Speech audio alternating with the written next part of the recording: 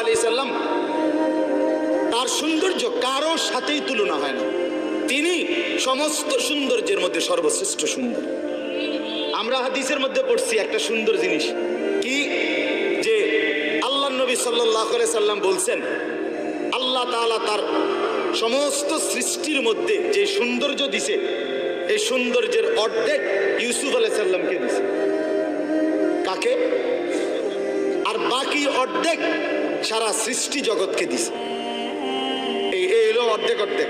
তাহলে এখন অর্ধেক সৌন্দর্য পাইলো ইউসুফ নবী, বাকি অর্ধেক পাইলো আল্লাহর এই সমস্ত মাখলুকাত।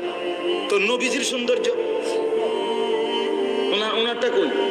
এই জন্য তাফসিরে লিখছে, ব্যাখ্যায় মুহাদ্দিসিন কেরাম বলে অর্ধেক নিছেন আল্লাহ দিছেন ইউসুফকে, বাকি অর্ধেক গোটা সৃষ্টি জগৎকে।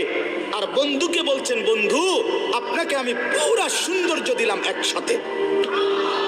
তু তনহা দান। ১৬ লক্ষ নবীর যত বৈশিষ্ট্য, সৌন্দর্য, সিফাত, আপনি বন্ধু একাই সব।